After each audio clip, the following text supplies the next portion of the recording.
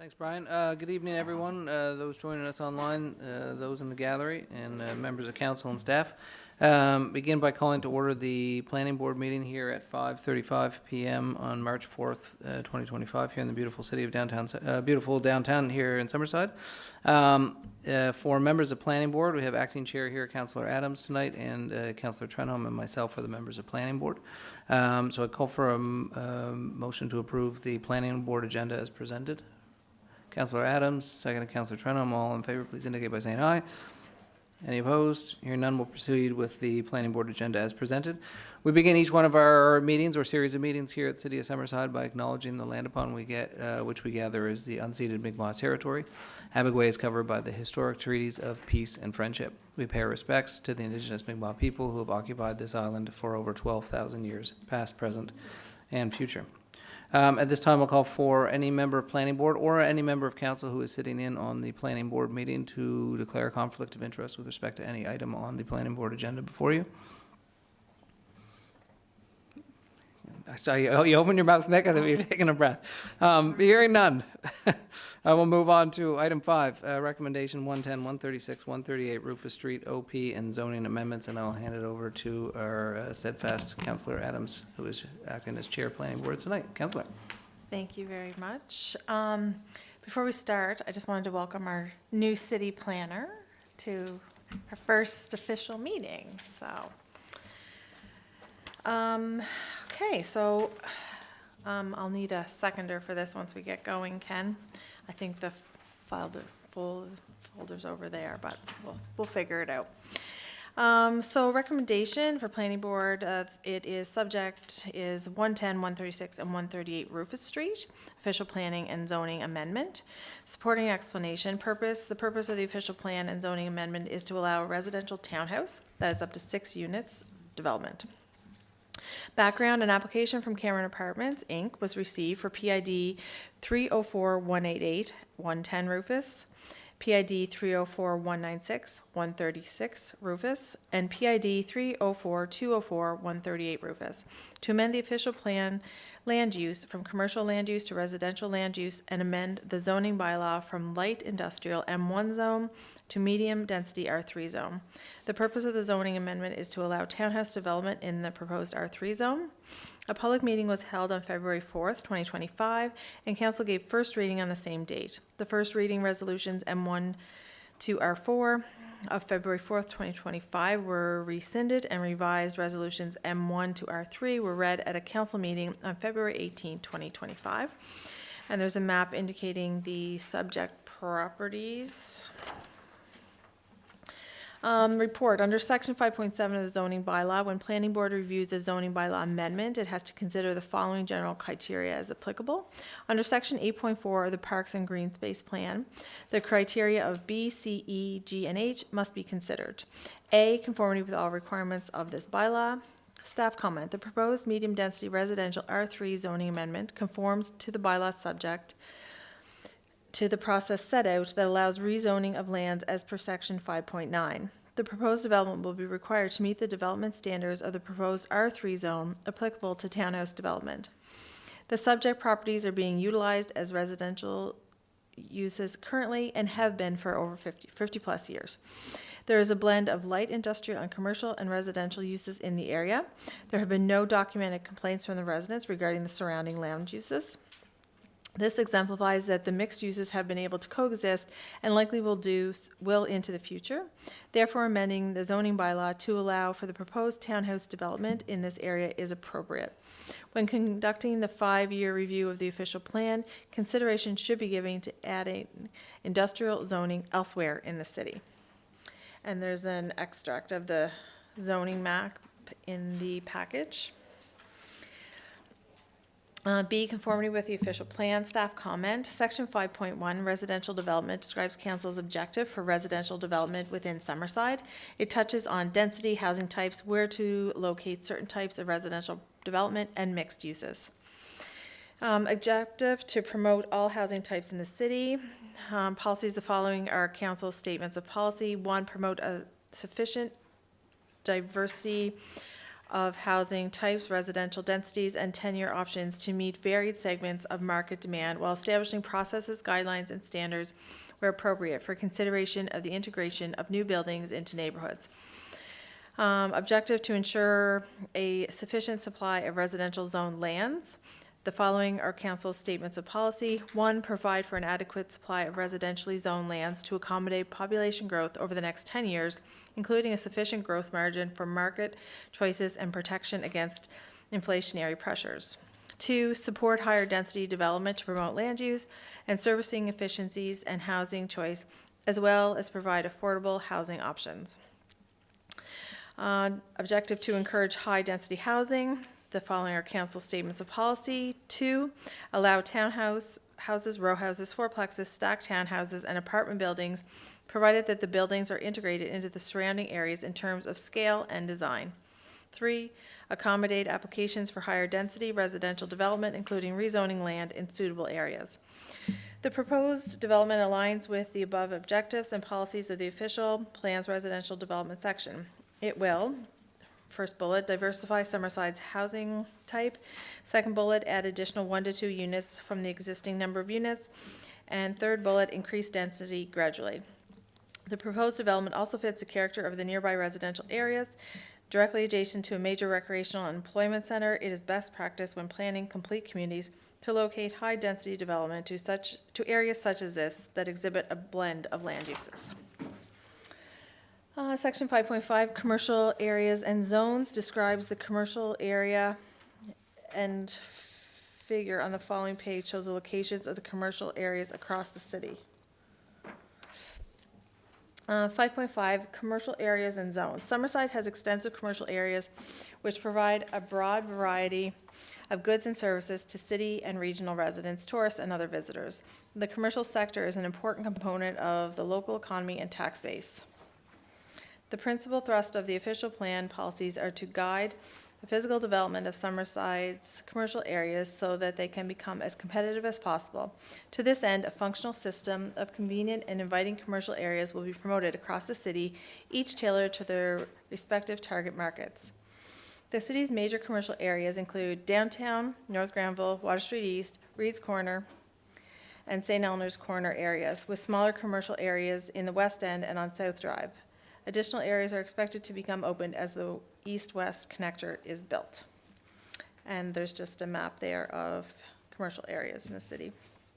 The goals and general policies for the South Drive commercial area are noted in section 5.5.4 of the official plan. 5.5.4, South Drive commercial area. The primary use of the strip along Notre Dame Street is residential, and the non-residential sites are more of an industrial than commercial nature. The frontage along Greenwood Drive is entirely in industrial use. There is significant wetlands around the ice pond. However, there are service commercial areas on South Drive which should be maintained in this use.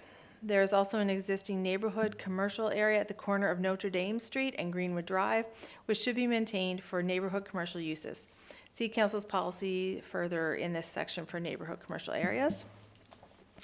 Therefore, Council's central concerns for the area are to rationalize the limits of commercial use designations to areas which are suited for that purpose and to avoid unsightly strip development. Objective, to support the South Drive commercial area. The following are Council statements of policy. 1, reserve the area primarily for commercial uses, including some neighborhood commercial functions to serve the needs of local residents.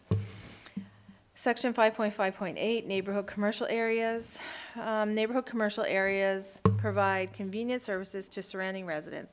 It is desirable to zone all approved neighborhood commercial areas for neighborhood commercial uses, meaning that changes of land use may be subject to council discretion to ensure their compatibility with surrounding residential neighborhoods. Therefore, council's central concerns with neighborhood commercial areas are to promote a balance between providing convenient shopping while protecting residences from undue nuisances from commercial operations. Objective, to support neighborhood commercial areas. The following are council statements of policy. Manage all confirmed neighborhood commercial properties for neighborhood commercial uses, requiring council's discretionary approval of some changes in land use to ensure they are compatible with the primarily residential use of the area. Only consider applications to zone commercial sites in residential neighborhoods for neighborhood commercial purposes. While the official plan's commercial land use policies does not specifically identify that residential land uses are supported within identified commercial areas, it does speak to promoting appropriate clustering of complementary uses. Additionally, the zoning bylaw supports mixed uses of residential and commercial in all commercial zones. As the proposed development is not explicitly supported by the official plan's commercial land use policies, the official plan needs to be amended to allow for the proposed townhouse development in this area. Through the above analysis, staff have concluded this amendment is appropriate and still supports the objectives and policies of the official plan. The proposed land use amendment will not impact the Parks and Green Space Plan.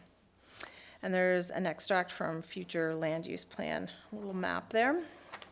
C, compatibility of the site for the proposed development. Staff comment, this site, 0.33 acres, includes all 3 properties. It can accommodate the proposed residential land use being proposed, as these properties are currently occupied by residential dwellings.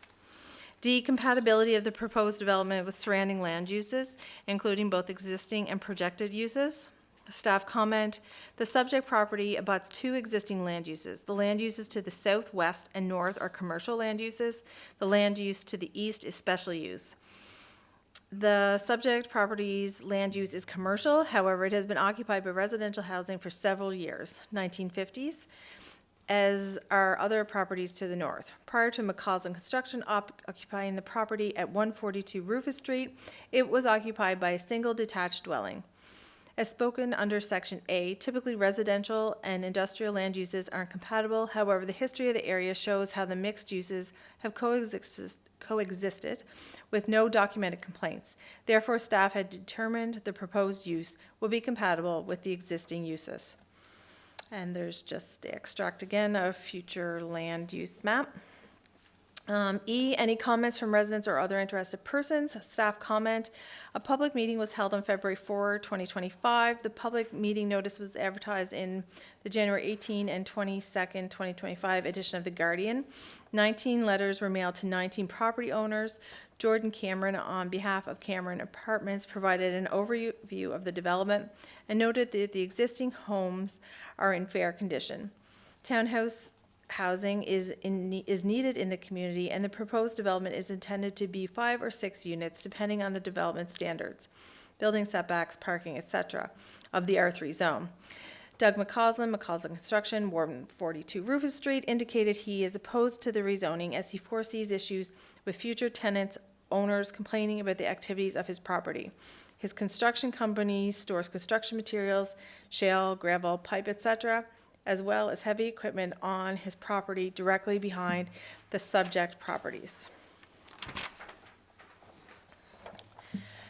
F, adequacy of existing water, sewer, road, stormwater, and electrical services, city parking and parklands for accommodating the development and any projected infrastructure requirements. Staff comment, rezoning from M1 to R3 does not have a significant change on the loading of the nearby Northumberland lift station.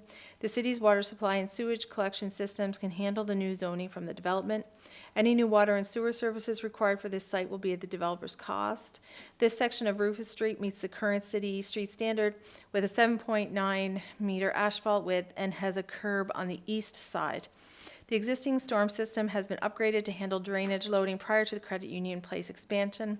A 525 millimeter diameter concrete storm line was installed along the street in 2003 and a 900 millimeter diameter concrete storm main along Notre Dame in 2008. The proposed development will be required to provide a site drainage plan at the building permit phase. The proposed development will have to meet on-site parking requirements of the proposed development zone.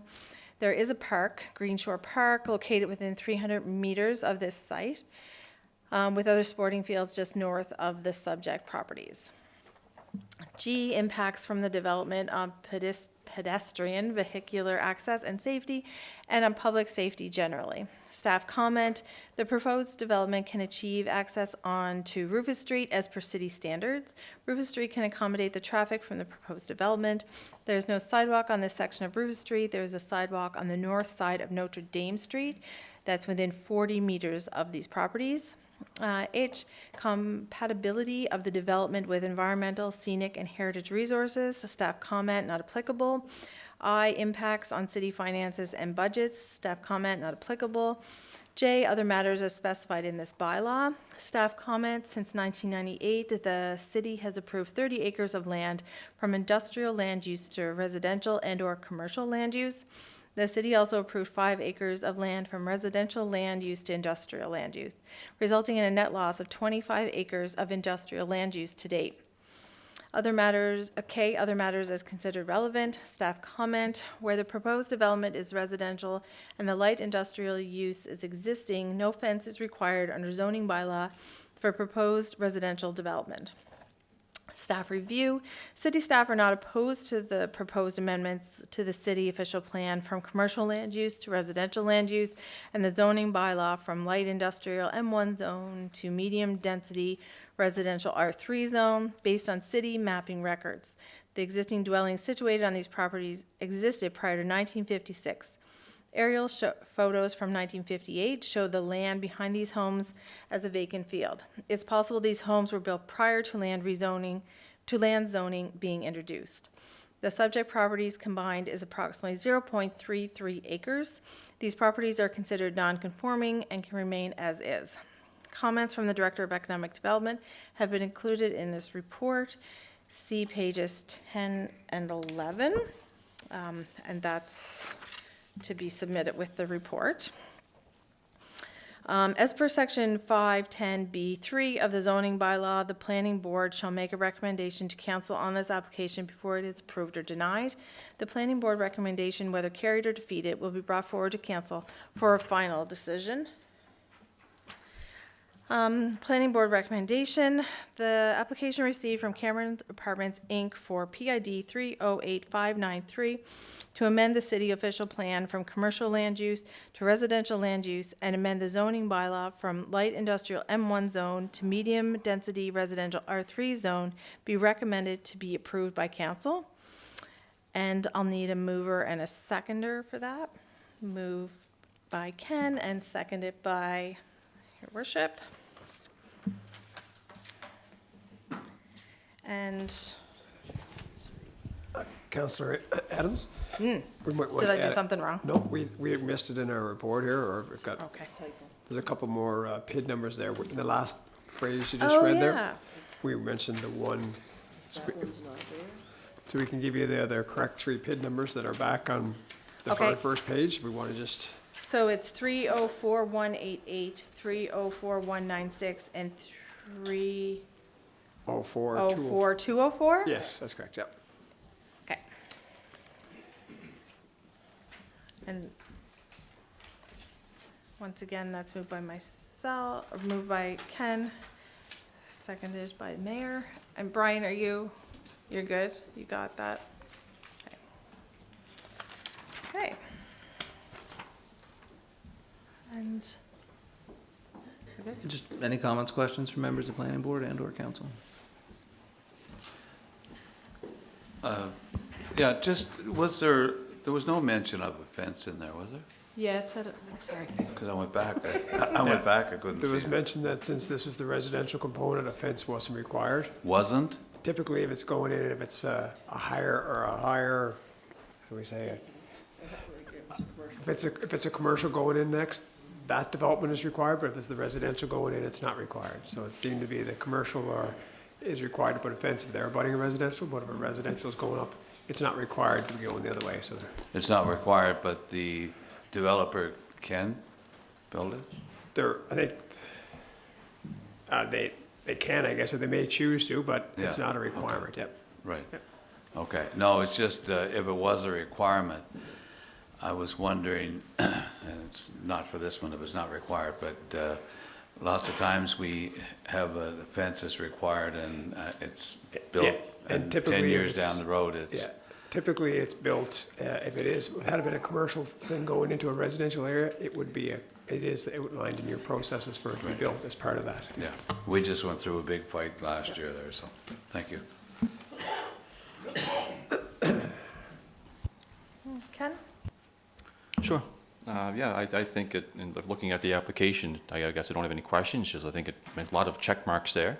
I think we're looking at increasing missing middle housing, and the townhouse should certainly do that, and being integrated with scale and design. I think Jordan might be in the chambers as well, but I think his openness and willingness to move it from an R4 to an R3, I think I really recognize that and appreciate that. Very clear plan that they've outlined.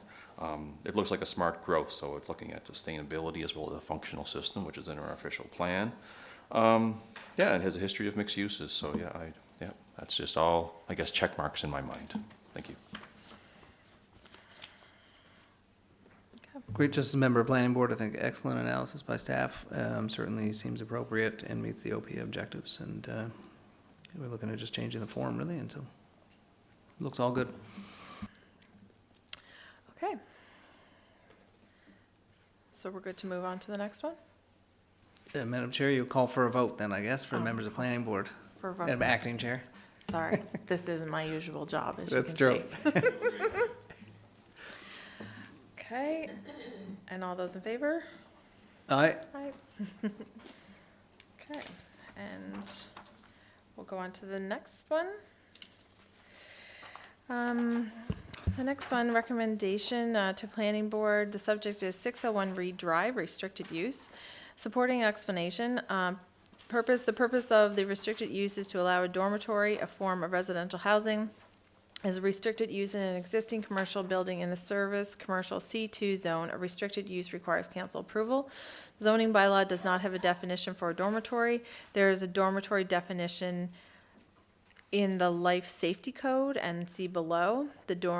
And it states, dormitory is a building or a space in a building in which group sleeping accommodations are provided for more than 16 persons who are not members of the same family in one room or a series of closely associated rooms under joint occupancy and single management with or without meals, but without individual cooking facilities. Background, the City of Summerside has received a restricted use application from Roberts Holdings, Inc. for 601 Reed Drive, PID 486423. This application will require City Council approval to allow a dormitory associated with a proposed commercial school training facility on the property. As a restricted use in the service commercial C2 zone, the dormitory will be located in a section of the existing building at 601 Reed Drive. And there's a picture map there for reference. And the floor plans of the training and accommodation, first floor and second floor are there.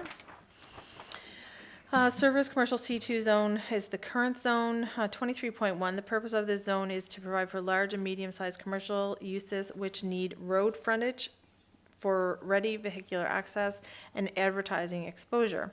Permitted uses. 23.2, subject to bylaw requirements, C2 zone permitted uses, commercial animal care facility, hospital, and kennel. Does he read these down or across? Doesn't matter. Okay. Foods, yeah, they look to be just a little bit of everything, so I wanted to make sure. Food store, convenience and grocery, private club, automobile establishment, body shop, repair shop, sales establishment, service station and washing establishment, funeral home, restaurant, dining room, takeout and drive-through, bakery, industry, office style, retail store, small and large, bank, financial institution, liquor store, service center, building supply outlet, tourism establishment, motel, hotel, shopping center, bus terminal, accessory building, storage facility, automobile storage facility, outdoor storage area, self-storage and warehouse, office, business, professional and medical, parking lot, alcohol manufacturer, brew pub, ferment on premises and microbrewery, commercial school, personal service shop, taxi station, childcare facility, small, medium and large, plant nursery, fitness center, dry cleaner outlet, printing, publishing establishment, video arcade, farmers, fishers market, cannabis retail store, Under residential, row house, townhouse, residential dwellings lawfully existing prior to 1999, social services agency, commercial residential building, ancillary residence, under institutional, community center, entertainment facility, public library, museum and gallery, emergency services facility, place of worship, office, government, college / university. 3. And discretionary uses, 23.3, subject to council approval. C2 zone discretionary uses, commercial, tavern, bar, lounge, flea market, tourism establishment, tourist home and inn, crematorium, accessory use to a funeral home, pool hall, institutional utility facility. Conditional uses, 23.4, subject to a development officer approval. C2 zone conditional uses, residential home-based business, tourism establishment, B&B and vacation rental property, and secondary suite. Report, under section 5.7 of the zoning bylaw, when planning board reviews a restricted use, it has to consider the following general criteria as applicable. A, conformity with all requirements of this bylaw, zoning bylaw. Staff comment, a restricted use conforms with the bylaw, section 8.5, subject to council approval. The application requires a restricted use approval in the C2 zone in order to conform to this bylaw. The current zoning service commercial C2 does not change. One of the purposes of the restricted use designation is to accommodate uses when rezoning would result in an undesirable land use due to the as of rights in that zone. A dormitory is not listed as permitted in any zone. The specific use of a dormitory can be achieved by designating the property as a restricted use, allowing the dormitory use. The dormitory use would be considered a form of housing. The C2 zone does allow a number of housing forms, example, row housing, townhouse, commercial, residential buildings currently. B, conformity with the official plan. Staff comment, the restricted use conforms to the official plan as the land use will remain as commercial. Should the dormitory use be discontinued after a period of 24 months, the restricted use approval land use remains as commercial and can be utilized as such. C, suitability of the site for the proposed development. Staff comment, the site is serviced and is suitable for the proposed restricted use. D, compatibility of the proposed development of surrounding land uses, including both existing and projected uses. Staff comment, the existing and proposed land uses surrounding this property are commercial and residential. The dormitory would be considered a form of residential use. And there's a map there with the proposed school, dorm, and existing warehouse pointed out. E, any comments from residents or other interested persons? A public meeting was held on February 19, 2025. Right? The public meeting notice was advertised in the February 28th edition of The Guardian. 24 letters were mailed to 17 property owners. Tessa Roberts and Ben Andrew provided an overview of the proposed intent for the restricted use. No one from the public made comments at the public meeting regarding the application. F, adequacy of existing water, sewer, road, stormwater, and electrical services, city parking, and parklands for accommodating the development, and any projected infrastructure requirements. Staff comment, the city's water supply and sewage treatment system can handle the additional loading created by the restricted use. Changes to existing service size for the new building use, if necessary, can be dealt with during building permit approval. Reed Drive, Route 1A, is a provincial highway and should easily handle the traffic from the proposed restricted area. The proposed restricted use property has access and an adequate provincial ditch system for drainage stormwater requirements. The power grid capacity is adequate for the proposed restricted use. Should the applicant require changes to the building's electric service, part of the later building permit, please coordinate with Summerside Electric. Parking requirements for all of the uses on the property will be calculated by city staff to determine if the parking on site meets city parking requirements. G, impacts from the development of pedestrian vehicular access and safety and of public safety generally. Staff comment, vehicular access is existing via a shared access onto Reed Drive. The proposed restricted use will require provincial approval from the Department of Transportation and Infrastructure for the proposed restricted use access. There is an existing sidewalk located on the east side of Reed Drive that can serve pedestrian traffic for the proposed restricted use. H, compatibility of the development with environmental, scenic, and heritage resources. Staff comment, there are no compatibility issues regarding environmental, scenic, or heritage resources. I, impacts on city finances and budgets. Staff comment, this development does not impact city finances or budgets. J, other matters as specified in this bylaw. That's not applicable, I'm guessing, yeah. K, other matters as considered relevant. Staff comment, the applicant provided information regarding the proposed restricted use. The hours of operation for the commercial school/training facility will be 7 a.m. to 6 p.m. There will be a residence manager dormitory that works regular hours, Monday to Friday, similar to an apartment superintendent. They will ensure proper maintenance, manage cleaning, and make sure the dormitory is utilized in only a respectful manner. Anybody who may cause issues in the dormitory is not someone that we will want working with us, and they will be asked to leave. It is imperative for us and our staff that the dormitory be a respectful and quiet place. It is not for parties, it is not for nightlife, it is a place to land, to begin training with us, complete training with us and get them on their feet while they begin working with us. Furthermore, as owners, we are always available via call or text to our employees, and this will be no different for those living in the dormitory. All residents will be signing a contract that outlines the rules of living in the facility, expectations while they live in the facility, provide emergency numbers, as well as indicate a list of contacts to be reached if anybody is acting outside of these requirements. We use key fob access at some of our other businesses to restrict access and allow doors to remain locked at all times. This, paired with cameras at entrances to the building and in and around the parking lot, would allow us to track the comings and goings of the property and ensure safety for all. The applicant will be required to obtain a building permit to accommodate the change of the building use. Staff reviews, city staff supports the application from Roberts Holdings, Inc. to allow a dormitory as a restricted use in the service commercial C2 zone, subject to the following conditions. 1, access approval is granted by the province through the Department of Transportation and Infrastructure. And 2, parking requirements are satisfied as per city bylaws.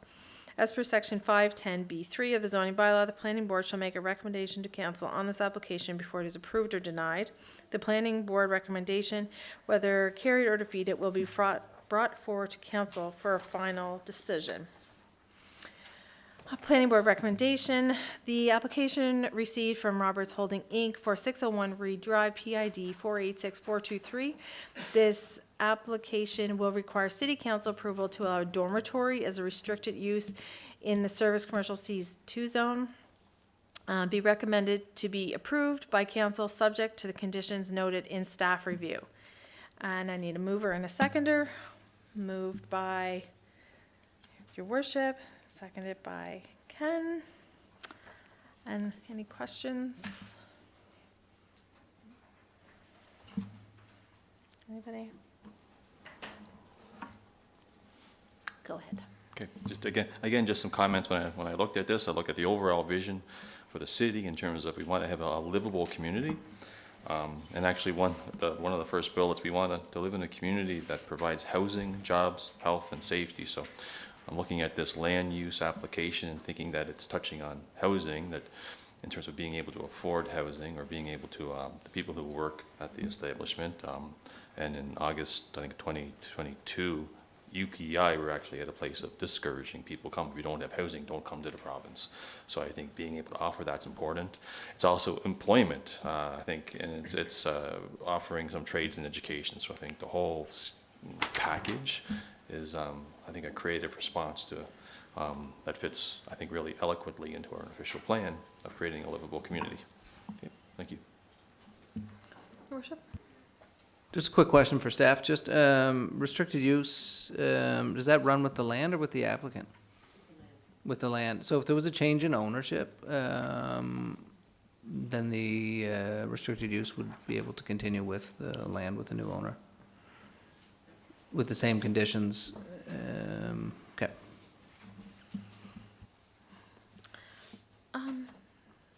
So how does this go for us asking questions of the developer right now? Is that something that we do now, or is that something that was the first meeting?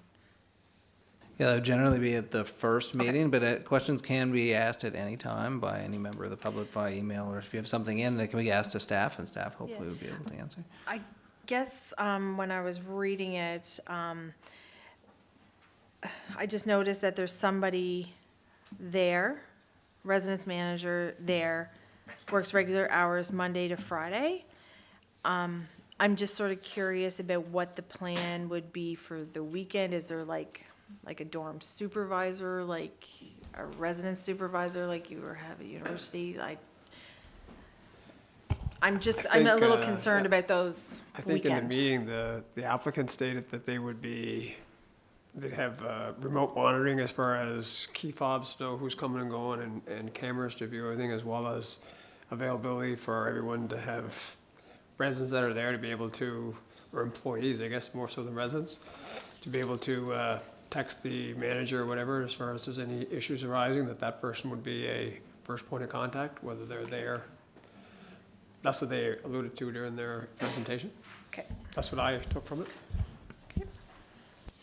Also, just flag, we can put that question to staff to Yeah. provide to council too at the final instance. Okay. So, once again, that was moved by Mayor Kuchar, seconded by Councillor Trenholm. And all those in favor? All right, Aye. All those not in favor? Very good. great, thank you, Councillor. Planning board recommendation is moved to council.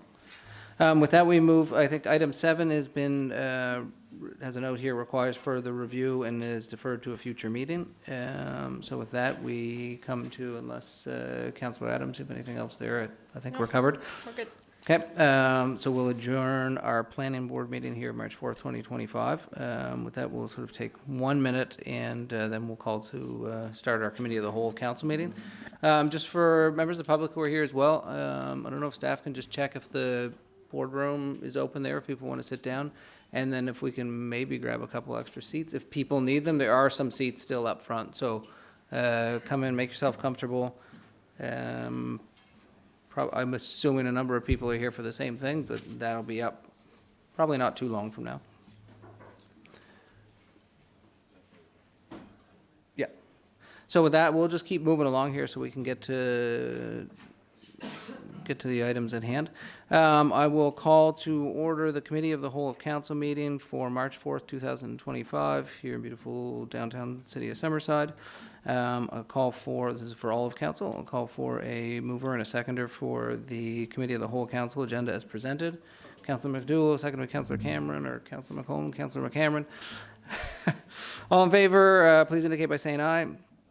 Any opposed, changes, or revisions? Hearing none, we'll proceed to item 3. Item 3, conflict of interest declaration. This is for any member of council with respect to any item before you on the Committee of the Whole of Council meeting. This is your opportunity to declare a conflict of interest.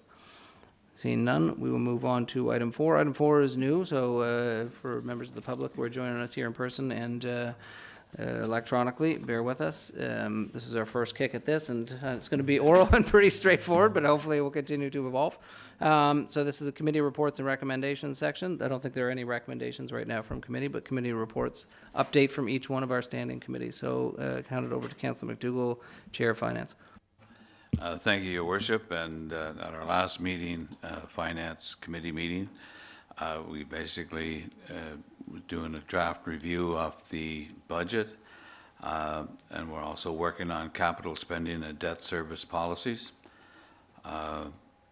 and reviewing incentive programs, as well as research for new revenue sources. So.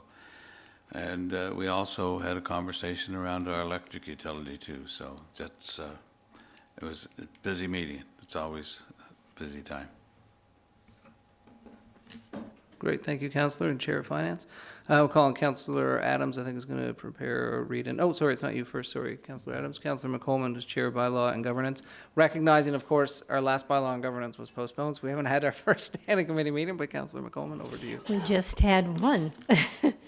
The appointment to these committees took place in the new year in January, and I have the honor to represent Bylaw and Governance Committee with Director Kendra Gunn and fellow Councillor Nick Cameron as a committee member from Council. And so the appointment took place January 25th. We had a meeting scheduled for February, but unfortunately, that's when we ran into the power outage, and all hands were on deck with council and senior management trying to just deal with a lot of those logistics. Our next meeting will be coming up in March, and some of the items, just very briefly, that we will have on it, that we will be looking at as a standing committee, will be on vacant premises bylaw. We will be looking at that bylaw. Home-based business, just some definitions around that so that we can bring it back to council. And of course, each time that we do meet, there are various things that we're looking at as council and committee just to review and bring back to council. So that's our report. Thank you, Madam Chair. Hand it over to Councillor Adams, who is representing the Vice Chair, Acting Chair for Councillor Doiron. Councillor? Okay. And so this would be, Councillor Justin did this report up. So Planning Committee is comprised of myself, Councillor Doiron, Councillor Trenholm, and the Mayor. And we've been focusing on three main areas. The first is notifications to residents.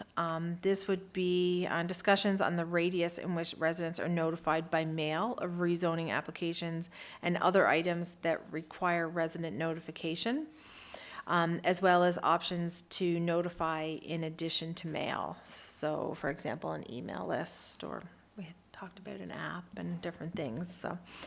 2, complete streets policy, looking at ways to incorporate sidewalks primarily into newly developed streets as a mandatory inclusion.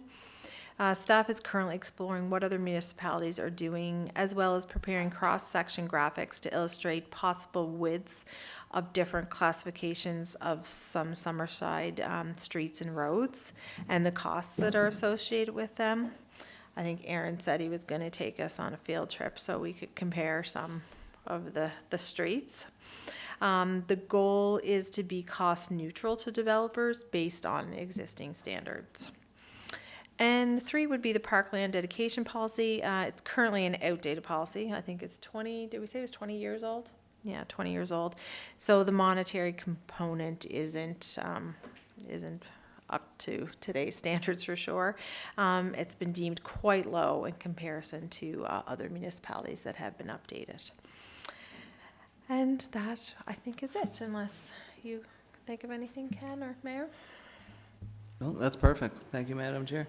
We'll move on now to staff reports. 5A Tower Street Park update. This was coming from Committee of the Whole to staff, and we have Deputy CEO DesRosiers and Director of Community Services to report back. Thanks, Mayor Kutcher. Yeah, so staff have asked Tech Services to provide the mapping you see in the screen. Following the development plans for the Brophy Street and Tower Street developments a few years back, there was a new site plan designed to both accommodate ongoing development in the area and as well as reestablish parklands. So what's being seen on the screen right now is in the sort of different shaded green there is what has been allocated for green space to replace what was lost for Tower Street Park. The equipment that was in Tower Street Park is currently in storage, awaiting reestablishment.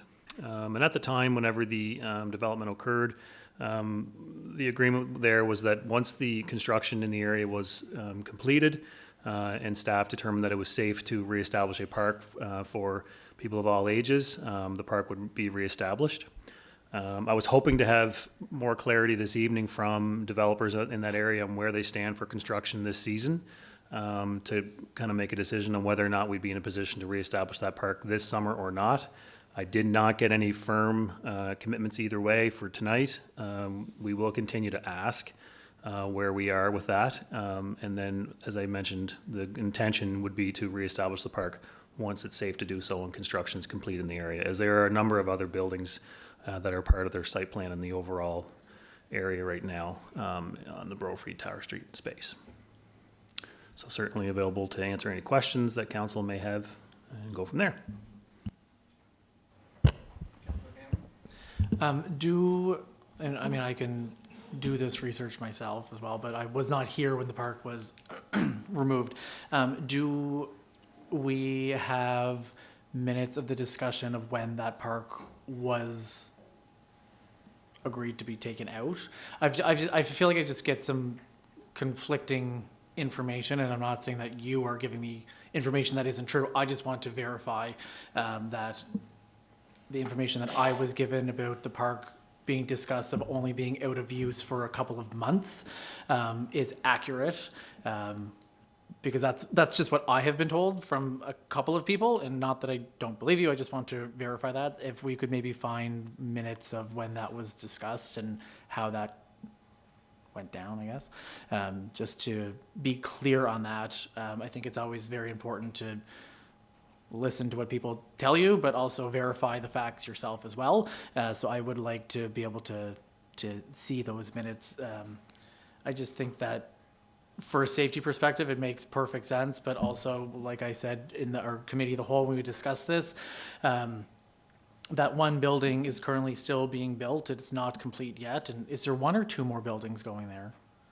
That's the challenge right now, is we're trying to get a handle on whether or not they're going to build one larger building or two smaller units, and I think they're still weighing those options. Okay. If it's one larger building or two smaller buildings, I don't know how much that'll impact. I mean, I certainly know that it will impact the department's concerns around safety and encouraging people to encroach on a green space while there's heavy equipment and other things ongoing in there. The question right now is whether or not they're going to be proceeding this construction season or not.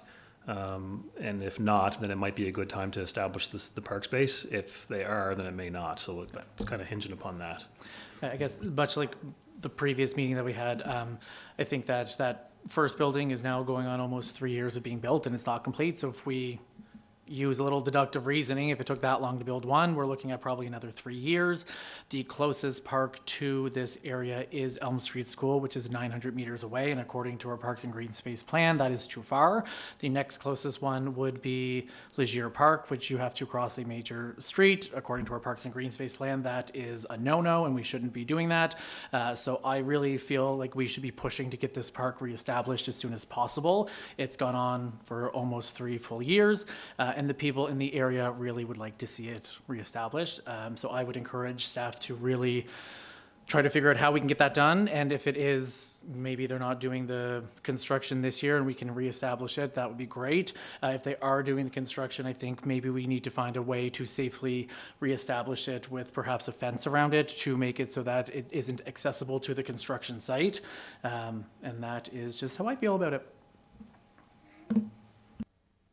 Quickly add that I believe the larger building there is being shown this weekend, actually, as they're getting close to occupancy. So I don't know how much that helps, but just wanted to point that out. Councillor MacDougall? No, I fully agree with Councillor Cameron.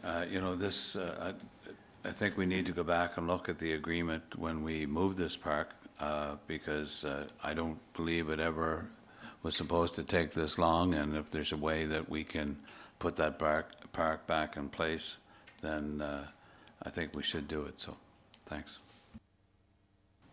So perhaps moving forward to the next meeting, Councillor Cameron, if we could put this back on for the next committee of the whole, have the minutes reviewed and an update provided, and hopefully we'll have more clarity from the developer, and then we can get to a point of making a decision to get on.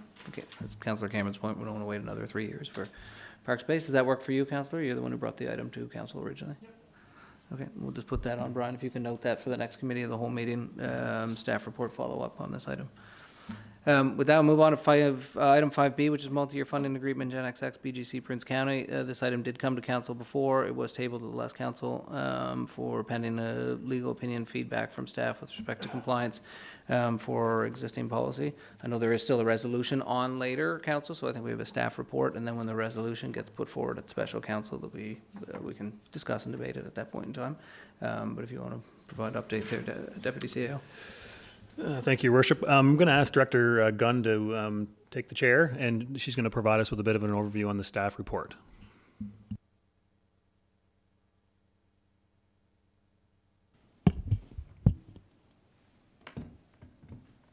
Hi, everybody. So I understand coming out of the last, I don't know if it was committee of the whole or council meeting, there was some discussion on funding that went to the Boys and Girls Club through CMHC, and questions as to whether there might have been some conflict in terms of city money already provided to the Boys and Girls Club through its grants program. So in looking at the timing of when the CMHC agreement occurred, it was in the previous fiscal year, so the timing of that helps to consider that it's not involved in this current year. The second part to that is all of the funding through that CMHC agreement came from the federal government, not through the city budget. The city was acting more as a facilitator or a conduit for that money to flow to the Boys and Girls Club. Under that program, the city could never have been the party doing the building. We're not in the business of building housing. So we went out to market, so to speak, and offered, there was like an open offering for organizations to come forward, and Boys and Girls Club satisfied the requirements and won that contract, so to speak. And so it wasn't money that came from the city budget line. So it didn't present a conflict in terms of the grants and the grants bylaw or our provisions for the communities under the community support policy. I will say, after having read the grants bylaw, the community support policy and relevant sections of the MGA, that I think there might be some room to consider making some changes under our policy and potentially even the bylaw to grant council a little bit more flexibility so currently, once you make an application under the grants community support policy, you're done for the year. You get your money and then you don't come back again until the following year. But there is wording both in the MGA and within the grants bylaw that suggests that we may have some flexibility to consider other requests that come forward in exceptional circumstances, and I think we might want to create some language within the policy that might permit council to do that more flexibly. So I would recommend perhaps that it goes to the Bylaw Governance Committee for consideration. Members of council, this is committee of the whole item meeting, so items can be sent to bylaw governance if that's a recommendation from staff. If Madam Chair, if you're comfortable with taking that on, and any councillors have any issue with that? But does that affect the resolution for this year? Based on what I'm, with respect to the question from Councillor MacDougall is whether that affects the resolution from this year. As I understand, No, the entering into CMHC was a different fiscal year, not, and really, to my knowledge, doesn't really impact the grants that we offer. It wasn't budgeted Summerside, City of Summerside monies. We Okay. were just the conduit. I was not here. I was online listening, but at the last meeting. But was there any other questions regarding this item? That was it? Okay, I'm good. Just as well, this is a resolution coming at the special council meeting. I know, looking to Councillor Adams, there's a couple of councillors that had concerns with respect to the agreement as well. So when the resolution comes forward, I think Councillor Adams, you've been consistent with your message too, so we can discuss the particulars of the resolution at that point in time. Councillor Trenholm? Yeah, this is just in regards to the contract, and I guess I was the one who first brought it up, I guess, at council. And I just, looking at the agreement, I'm just, I guess, if any if anybody's, let's say, any organization that's not a part of that agreement apply and they get in, they would receive a letter, and that letter would say that they're not, please note the community organizations that have been awarded the community support grant do not qualify to receive additional separate or special city funding for the rest of the year. But I'm just curious how, in our agreement, which is based on the community support program, which I know we're saying we may need to revisit, if the organizations who signed their agreement, which is a 5-year agreement, don't have to abide by that, but an organization who just received a 1-year agreement do. If I'm just seeing that there's inequality in that, I guess. Director Gunn, you can answer that. I don't think that would remove them from the budget item for community grants. It would be it's a 5-year community grant, that's all. It's basically just confirming 5 years. To me, it would still fall under the grants budgetary item line,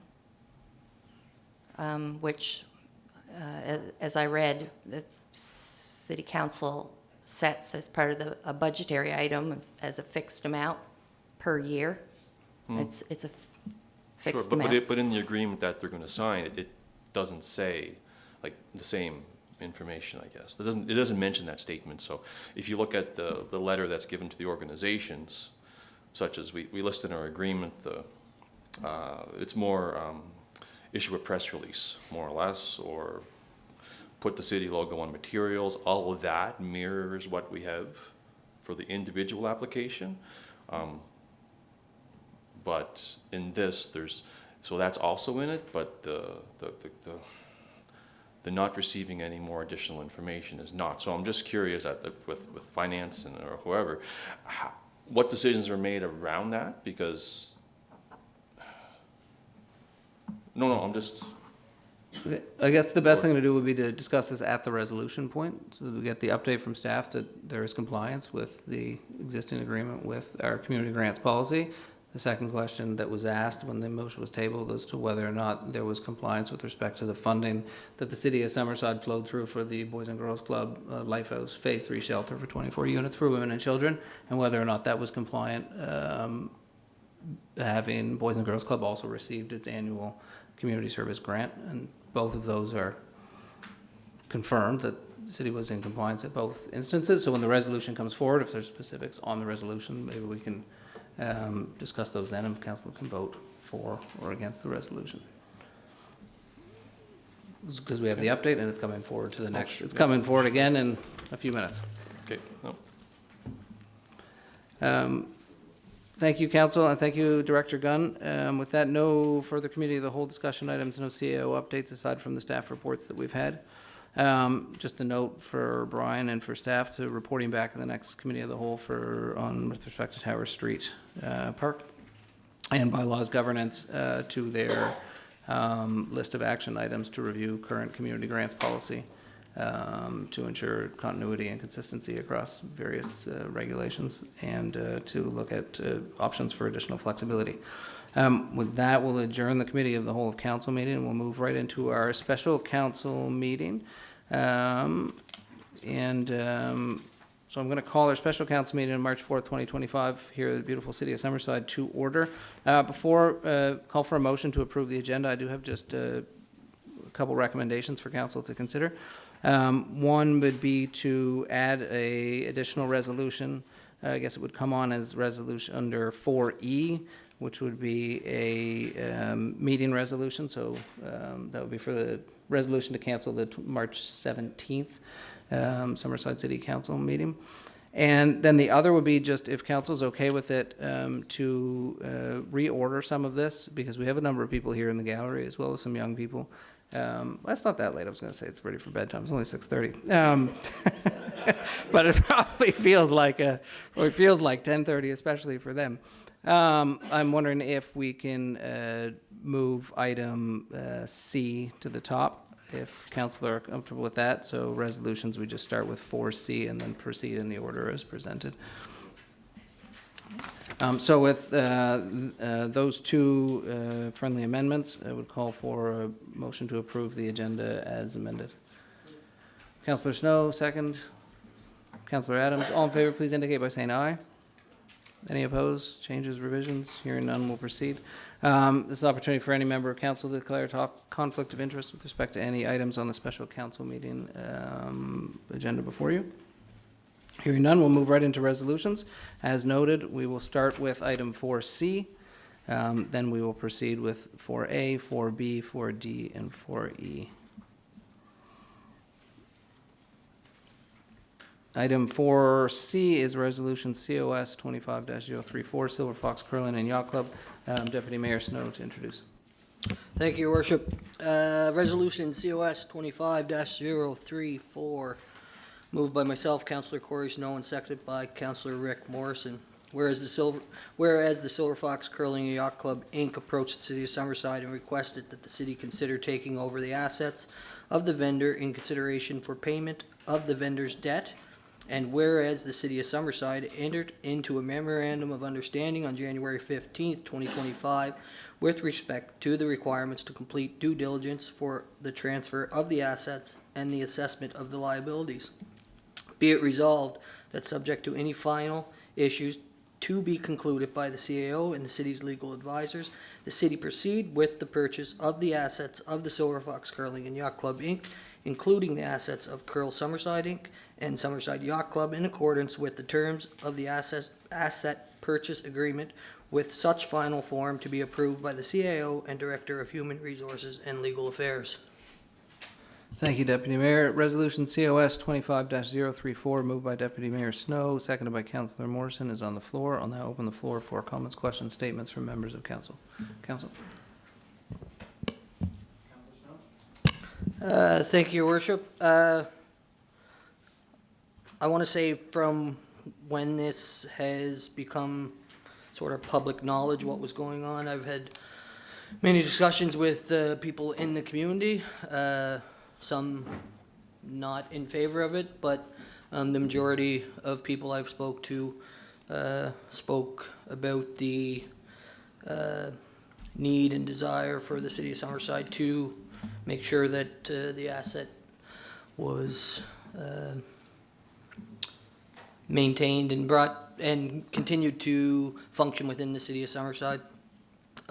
Personally, when I look at what has happened throughout the province,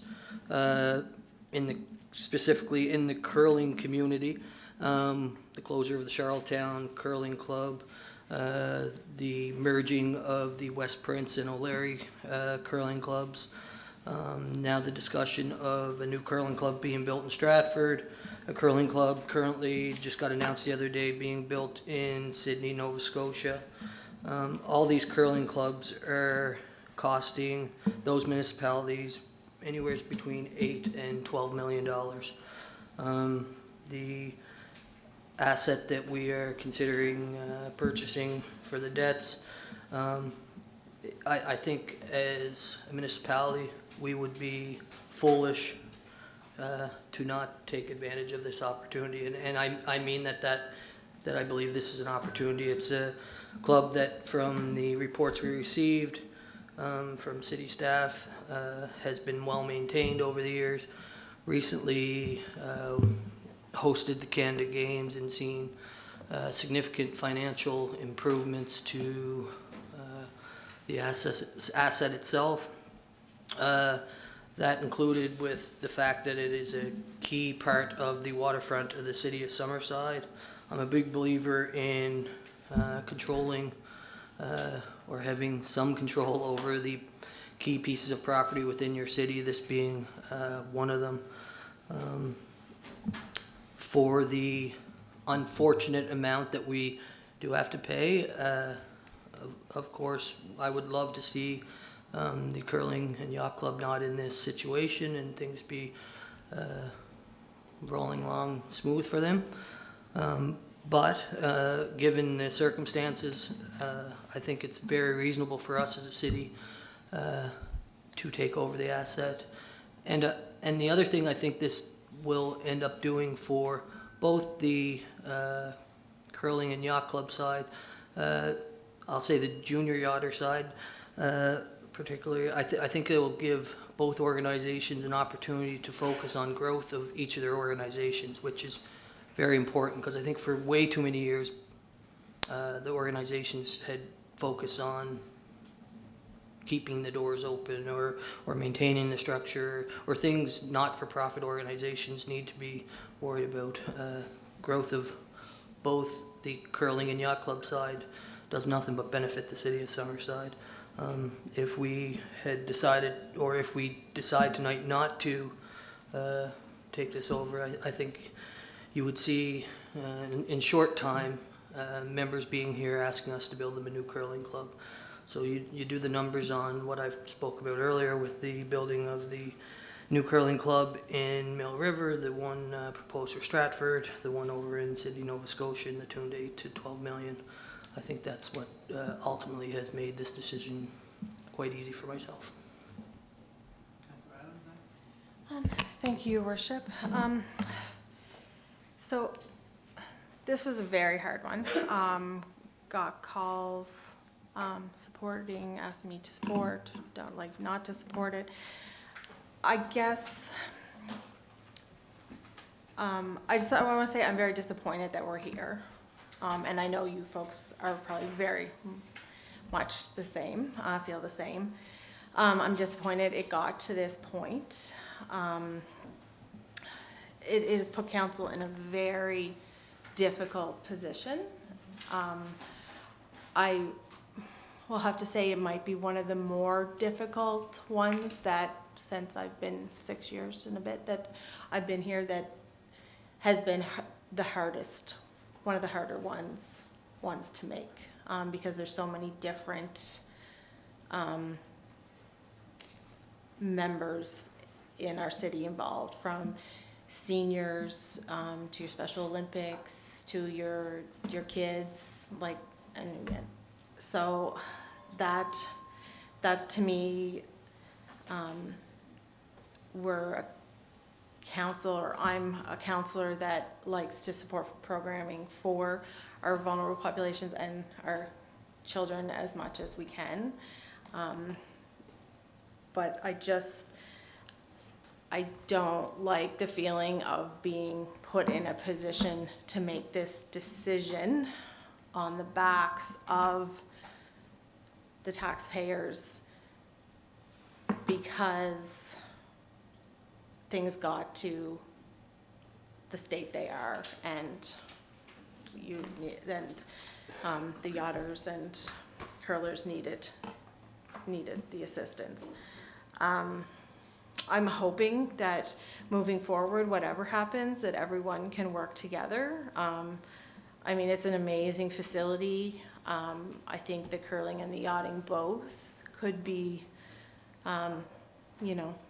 amazing for the area and for the city and for the residents.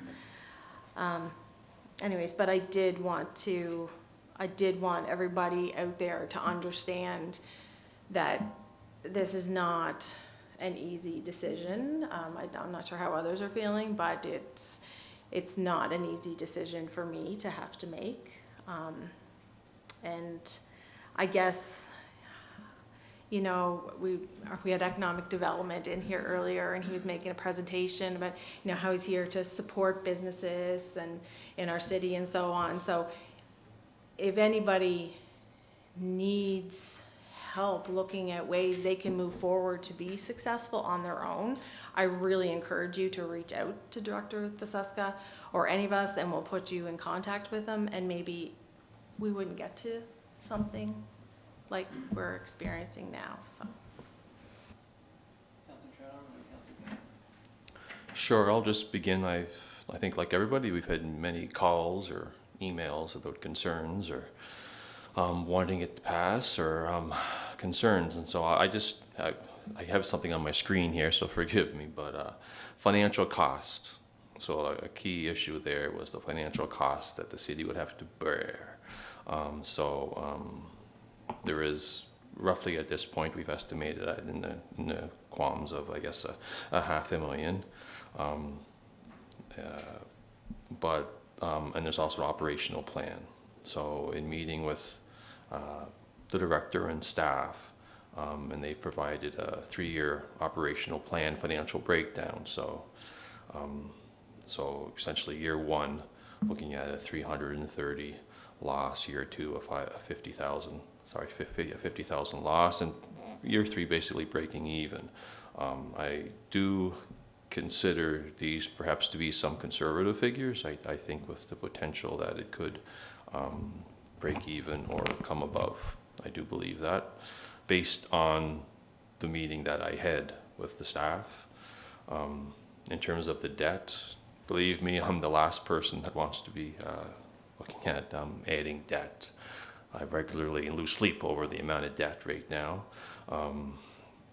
But there could be a potential of perhaps we have some reserves or something like that we could tie into as well that we can look down the road at, or if it does happen to move forward. The other concern was curling data and demand, if there was a concern for that in the community. So, and they were stating that it's on the decline, it's not increasing, not improving. So why would the city invest, more or less? Thanks to coordination between the staff and the curling club, being able to identify that essentially in the last 7 years, 7 years ago, 197 members, and right now 199. So I mean, it's been pretty consistent. I don't know how many other organizations you'd be able to say that to. And certainly, maybe historically it's gone down, but right now it's, I would say, leveling. It's leveled. And looking at the strategic plan and understanding the incredible work that went into it. Sorry, I'm just scrolling with my, is that at the time the plan was produced, which was 2 years ago, 65% of the individuals were 51 and over. But in the last 2 years, that has been a dramatic change. The last 2 years, 30% are in that age category and 33 the year before. So what that tells me is not so much that it's leveling out, that I think it's attracting more youth. And so I think it's only an opportunity for that sport to grow. I was also, in terms of talking about, I was asked, or concerns that what would the city have any role in curling? It's not something that they do. It's not something that they had done. So I did some research, and StatsCan surprisingly has a report in 2022. And in a report, it lists the number of municipalities in Canada that have a curling rink. This number surprised me, but people in the know, it might not, but 706. So 706 municipalities across Canada own a curling rink, as opposed to having to get in your community. That was pretty telling. So I do think, in terms of aligning with what the MGA determines as a purpose of council, providing services and facilities that council considers to be necessary or desirable for all or part of the municipality. So I think it's important to break that down, that statement, that it doesn't have to be desirable for everybody, but it has to be desirable for part of the community. So I think breaking down that statement is important. There seems to be more issues that they brought to me, but I want to voice them because I know residents did have some concerns. There was concern over competition with business, and this was in regards to the restaurant, that there's a strong feeling that council should not be involved or compete with private industry. And I think as a council, we would concur with that. I certainly think that as well. And we're not in the business of, I guess, restaurant business, right? And staff presented the plan that to build that part, the restaurant would be leased out, so it wouldn't be a competition with the private sector.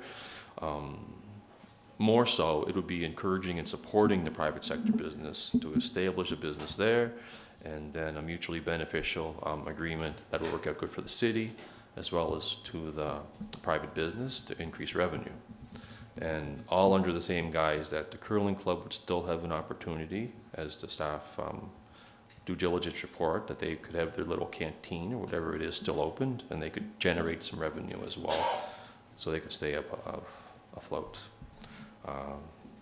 And I did have some, basically all of the people who supported it, who reached out to me and supported it, the biggest issue was they couldn't picture losing this facility in the city. And even though they're not a curler, even though they don't have a yacht there, don't have a boat there, they couldn't picture that. So I think it does certainly have a vital role in the community, and I think it is an opportunity, I think, for the city. So I'll be basing my vote on what I've just said. Thank you. Councillor Cameron and then Councillor. Thank you. Firstly, thanks to everyone for showing up today. I think when groups of people come out and fill this chambers, it really speaks volumes. I do have to agree with Councillor Adams and Trenholm. This was a very hard decision to make. I don't think anyone will sit here and say that curling and yachting is not a crucial portion of our community, because it very much is. Even when it's not used by everyone, everyone will sit here and say it would be crazy to think that we don't have that building anymore. That being said, I don't think it's necessarily our job as council to use taxpayers' dollars to keep nonprofits afloat.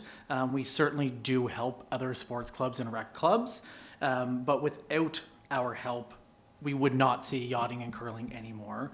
I don't know who would take that building and incur the cost of keeping a yacht club and a curling club open.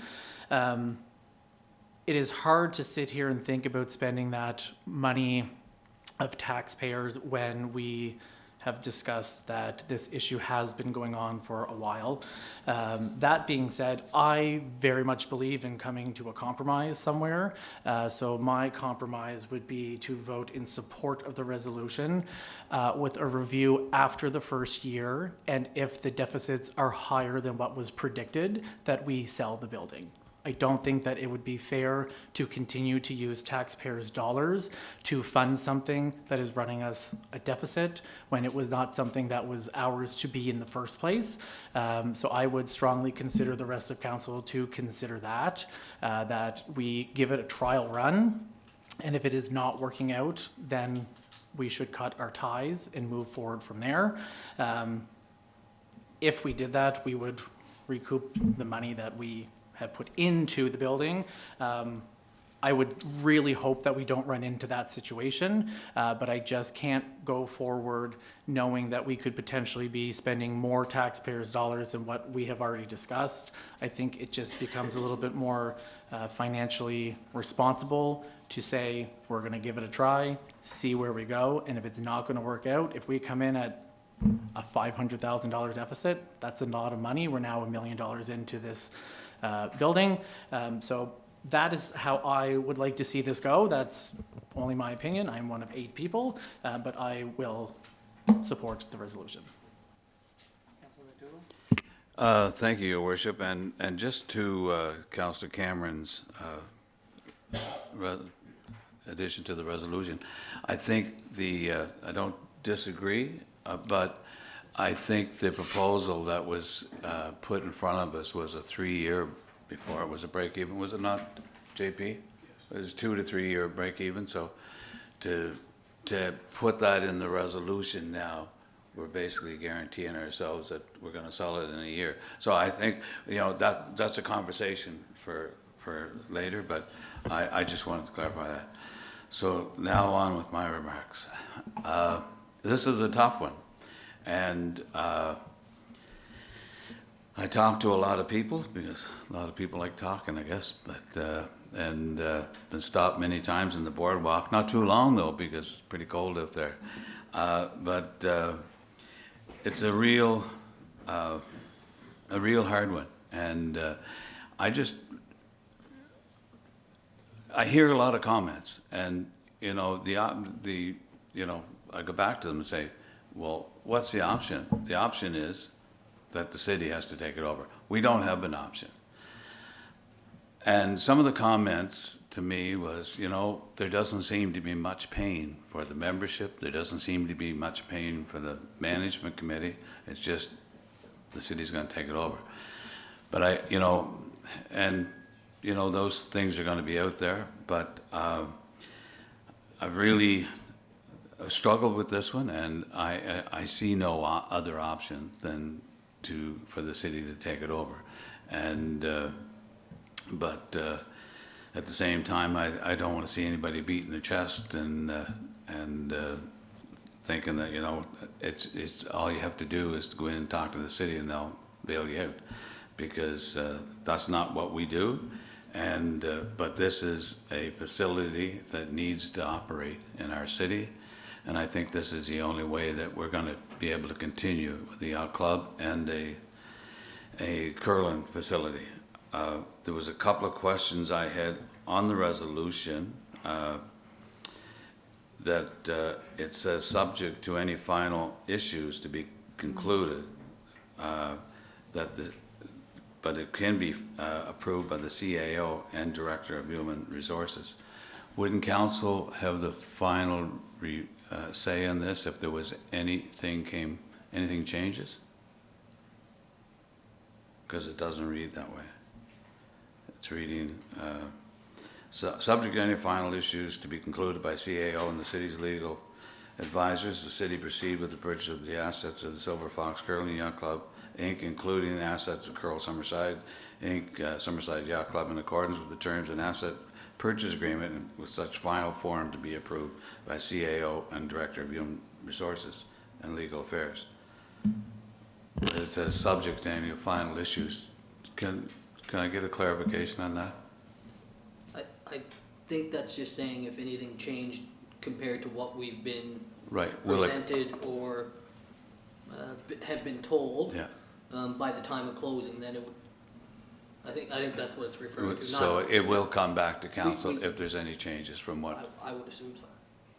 Yeah, perhaps we can ask staff. I read that as any substantive changes. There's always going to be like the date changes Yeah, or anything. that's- Anything substantive? Yeah, anything substantive that basically the presentation, as I understand, the council is considering here is Yeah. the agreement would have to reflect the terms of the presentation that was made to council. Yeah, the intention, I think, was just in terms of things like closing date.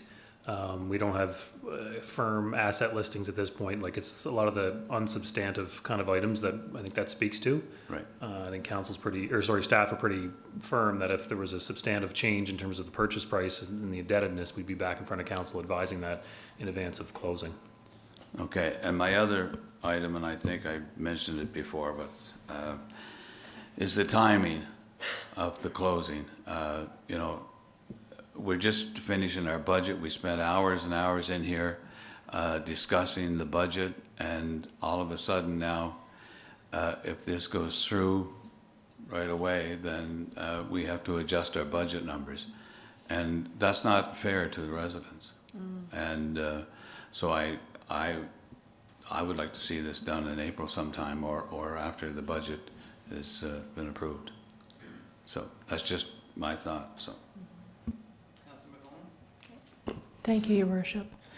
I think everybody has really pointed out, and I believe that we mean it very sincerely. It is one of the toughest types of situations we face, because we know that there's a lot of heart and soul in the entertainment facility, the Yacht and Curling Club. We also know that there's a lot of people that spend a lot of time as board members, volunteers, giving. All of that is so very important, and it's a big value to the community. I think for me, and I was just jotting down some things, I think we've all heard from residents, we've all heard from business and organizational groups. Some of the things that I've heard, and I'll just point it out, is that people are now struggling as taxpayers with things like rent, mortgage payments, groceries, just making ends meet. Many of them say to us, like with what we're facing now with the power outages, and we're going to try to have to look into maybe getting our own connector to that underwater cable. That's going to be millions of dollars. And I know people are very worried about sometimes the bread and butter issues. And I think they call upon us as a council to be that, you know, to give that sober second thought to things when we're making decisions. And I remember as a new councillor in 2001, one of the mayors that had the greatest impact on me was Mayor Hazel McCallion in Mississauga, because one of her workshops, she said she run Mississauga like a home. And if she didn't have the money for it, she didn't have that in the budget for the city.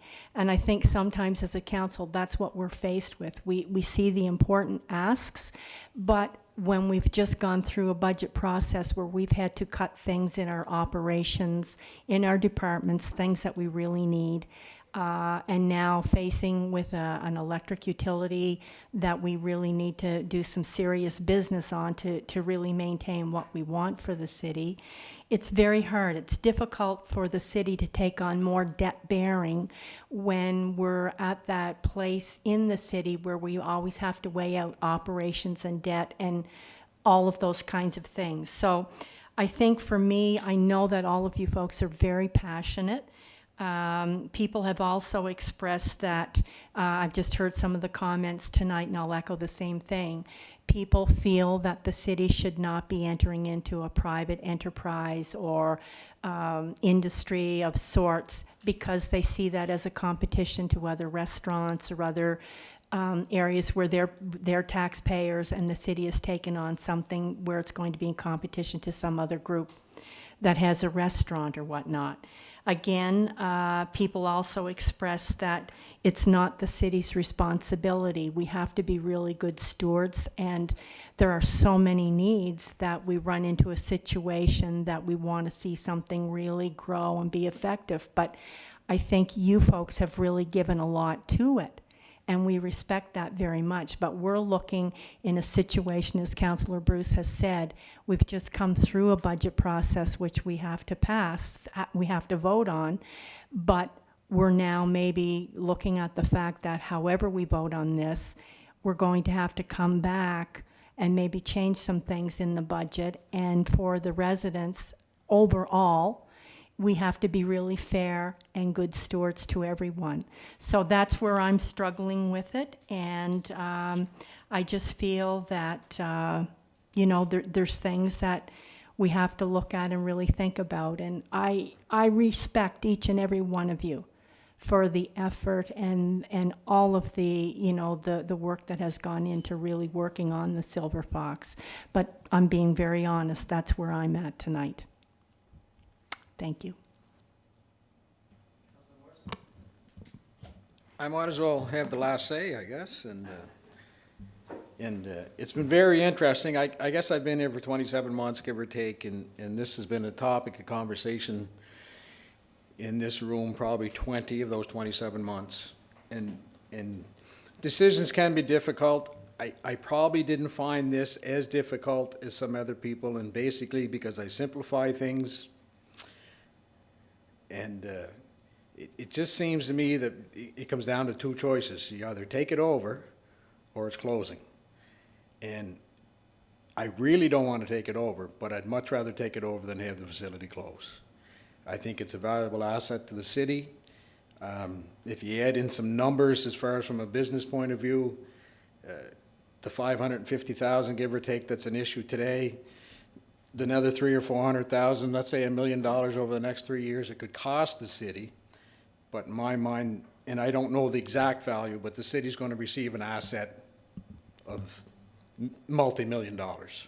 Yeah, I don't know the exact number. If you had to, you know, between the buildings and the land and where they're situated and all the rest of the stuff. And I really believe we need recreation and curling and yachting and all the rest of the stuff. Recreation's expensive, but it's far cheaper, even though one's a municipality or municipal issue and one's a provincial issue, but recreation's far cheaper than healthcare. So for those reasons and what everybody else discussed about, I'll be in favor of the city taking over the facility.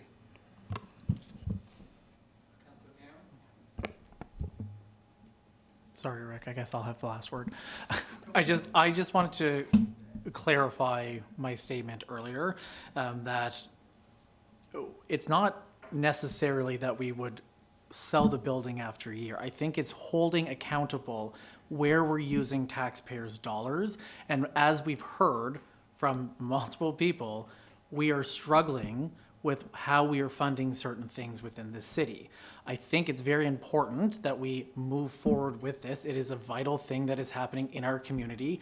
I just think that we as a council owe it to taxpayers to sit here and say, if next year comes and we are now running a $600,000 deficit when it was going to be $300,000, we can't keep up with that. We shouldn't be using taxpayers' dollars in that way. And I just think it's very important for me to clarify that if we come to this time next year and we're running a huge deficit, we should really be sitting here and discussing in depth whether or not this is financially responsible to use taxpayers' dollars to continue to run a deficit. We could come here next year and it could break even. And it could break even every year after that. And it could be the best investment the city could run a very large deficit, and we shouldn't be thinking that if we did happen to pay a lot of money into and we had to sell it, we could get our money back. But if we go too long and put too much into it, we will not get our money back. And I think everyone just needs. Cameron and Councillor Morrison are wrong. I got the last word. Ron isn't here. But I did say, and I've said this before here at council, and maybe members of the public haven't been here before, sometimes has to feel the pressure of these incredibly difficult decisions. It is never easy to balance the needs and they are the needs of curlers, they are the needs of everybody we share this wonderful community with. So first, I just want to sort of commend council and staff for the work that you have done. This decision is here tonight, sort of from my chair at least. Once again, I'm continuously impressed by not only the organization here, the city, but also this council, to be open, to be honest, to be transparent with each other, and to have everything. But we continue to march forward together, and decisions are made by the group. And this group continues to stick together, and I think it's testament to all the things we've been able to get done. I did want to just sort of put in two quick comments, though, on this. Of assuming the existing liability. I do think it's always good to control your neighbor, particularly where your neighbors are in a critical piece of our community, in our downtown and on our waterfront. Vacant buildings potentially on our waterfront. If the city did not take this on, it could end up in who knows hands, or it could sit vacant and empty, or it could sit as a storage facility or something else that doesn't contribute, I don't think, to the vitality or to the health of our overall community. To Councillor MacDougall's point, it is a difficult with respect to timing, because as municipalities, we are not allowed to run deficits. We have to balance our books, and we balance them down to the last few $100. And every decision that gets made here through that budget process is a difficult one, where there is money not spent in one. If money is spent in one place, it means it is not spent in another. And the reality is, this council faces many situations and decisions where it would be great to be able to have money to spend on both. But I do think, from the debt service perspective, when I look at the asset, and to Councillor Cameron's point, this is the collection of an asset for the city that potentially could be disposable if it gets to a situation where it is no longer financially viable. I think the cost of replacement is certainly valuable. And I also just want to draw attention to this. In some ways, this is, to me at least, is not different than a whole bunch of other assets that we have as a city. We have the credit union place, we have a dome, we have ball fields, we have soccer fields, we have a swimming pool. All of those support community groups. None of those, except maybe the dome, generate an operating profit. Those are all costs that we bear as a community for, in these cases, many of them recreation, as well as we make investments as a community into things like arts and theater, into arts and culture, also that do not provide a financial benefit, but we as a collective here and as a collective in our community have made a decision that that is something that is worth spending your money and our money on. So, I'd sort of leave it with that. I really appreciate, again, all the thought from council, all the work from the members of the public. An incredibly difficult decision, and I'm lucky on this one that I don't have to vote, but if I did, I'd certainly be voting in favor. Councillor McColeman? Could I just ask one question that I think it's in the body of the resolution, and I think somebody brought it up earlier, but it said that in the bottom, last paragraph, number 3, be it resolved that, subject to any final issues to be concluded by the CAO and the city's legal advisors, the city proceed with the purchase of the assets.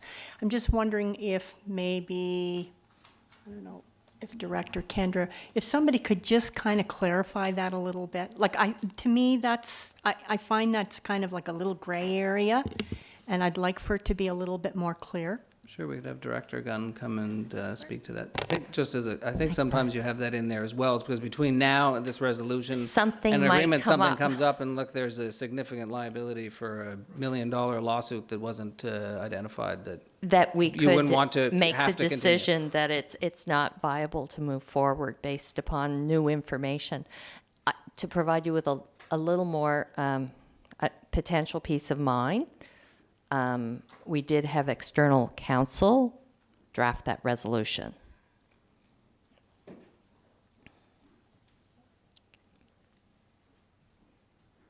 Thank you, Councillor and Councillors. So Resolution COS 25-034, moved by Councillor Snow, second by Councillor Morrison, is on the floor. Any further comments, questions, statements from members of council? Hearing none, I'll call for a vote. I'm going to ask council when you vote yea or nay to also raise your hand so that Brian can capture the voting. So all in favor, please indicate by saying aye. Aye. All those opposed? Don't raise your hands. The resolution is carried. Thank you, Councillor. Thank you, members of the public. If there are members of the public who are here, we're here just to listen to this item. What we'll do is we'll just take sort of 30 seconds so you can get up, unless you want to sit through the next items here. I would ask, though, that if you want to have conversations after, to go downstairs, if you don't mind, because sometimes if it continues in the hallway, it can interrupt the meeting. Thank you. Thanks, folks.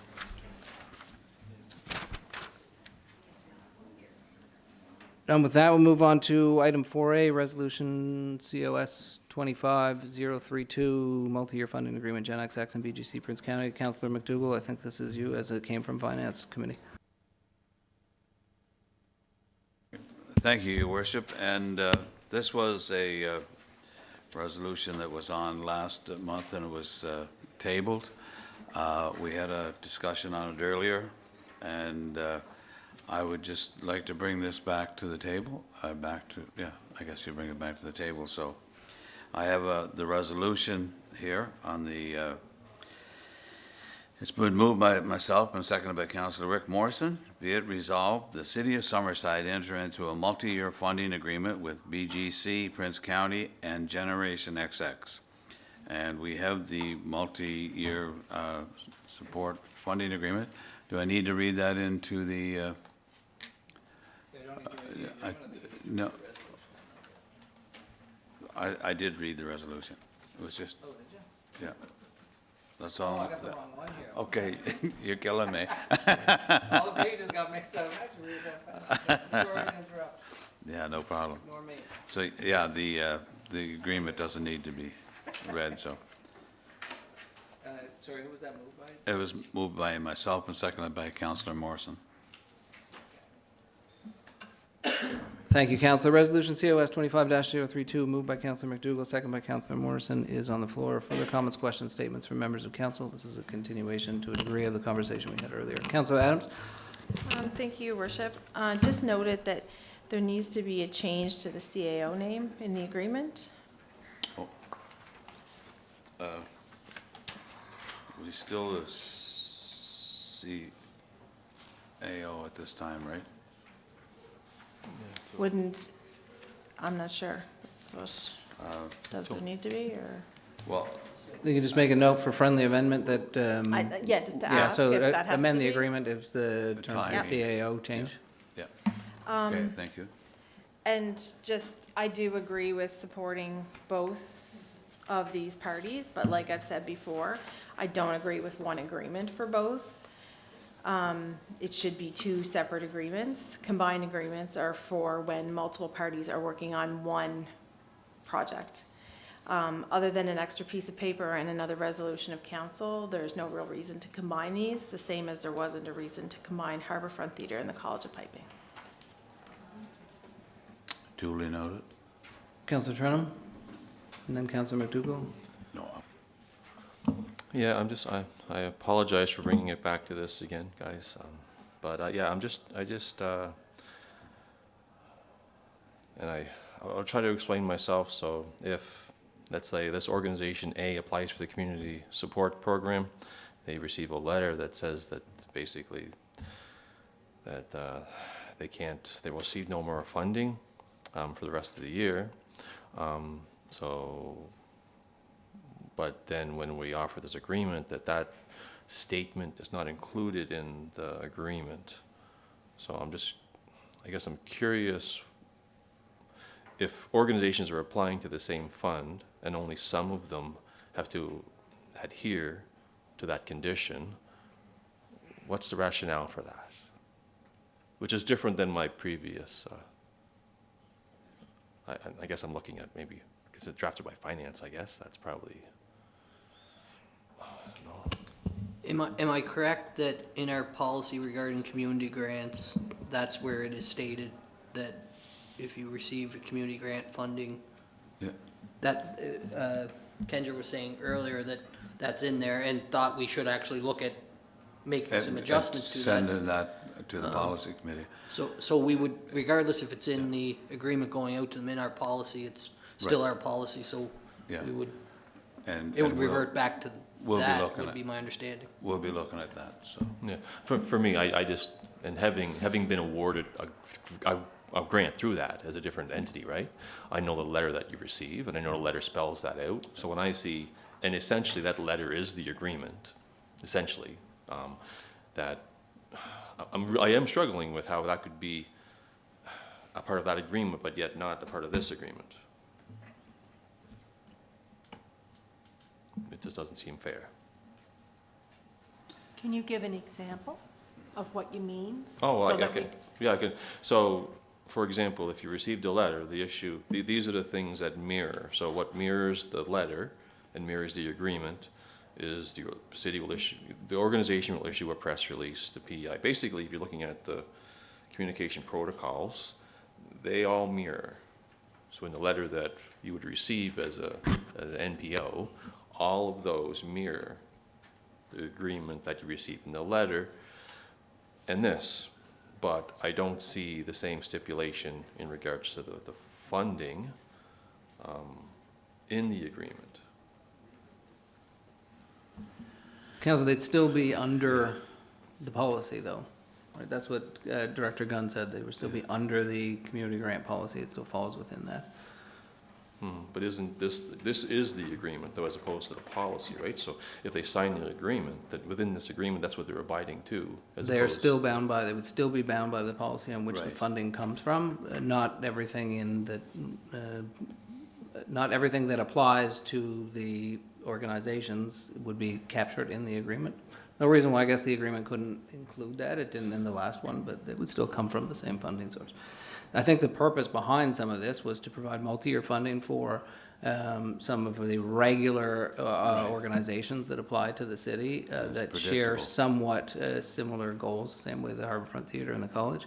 And the only piece in here that would differentiate this agreement or this funding stream from others was that there is a requirement that the two organizations then work together. The two organizations indicated that they would then work together, Gen XX and the Boys and Girls Club, on joint funding initiatives to help raise money for young people in our community. But that was sort of the genesis behind some of this. Yeah. But, so I pass it back, sorry, Councillor MacDougall, just hope that answers the questions of the background. Yeah, I'll just, for myself too, it's no reflection on either of these organizations, and I love the idea of stability and funding. It's, again, I'm very much a pro-policy and pro-transparent, and so when I can clearly see that that's not included, I think it should be included in the agreement. So, yeah. So go ahead. I mean, sorry, yeah. Um, Yeah. Again, just to kind of play the middle ground, could we not just have the agreement make reference to the policy? Like, wouldn't that just be an easy amendment to put stipulations under the policy, and then here's your agreement, so the policy supersedes the agreement, we always follow the policy. It says reference to the policy, so that people can then know that they're getting the money based on this policy, and you're gonna get it for multiple years based on this agreement. Wouldn't that just be, I mean, it could be more complicated than that, but maybe that would be an easy fix to kind of put that in there, so that anyone who is getting a multi-year agreement would know that it is coming via this policy, and this policy is what you abide by, plus your agreement. Yeah, absolutely. I can provide language, I guess, just around Okay, that. sure, And go I'll go to ahead. your, Councillor Cameron. I think the best point is great comment number 2, under funding amount and schedule, you could say total funding amount $250,000, subject to the terms and conditions of the community service grant program. It would then clearly identify that it captures the policy. Sorry, Councillor McColeman, Okay. I did want to just No. provide that as an option for language for Councillor Cameron. And I think maybe something that might really help the governance committee is if maybe Councillor can, and even if anyone has something that you would just like us to kind of look at, maybe clarify as a committee, then if we know what you're thinking or whatever, we might be able to talk that through and work on it somehow, some way, and bring that back, if that would help. Just so that you feel like you've been heard, and maybe if we know exactly what it is, if you can give us a couple of examples, that would be really helpful. Even Councillor, if when the item that was sent earlier to your committee comes onto the agenda, if you can notify Councillor Trenholm, and then he can participate in the discussion and provide feedback through that.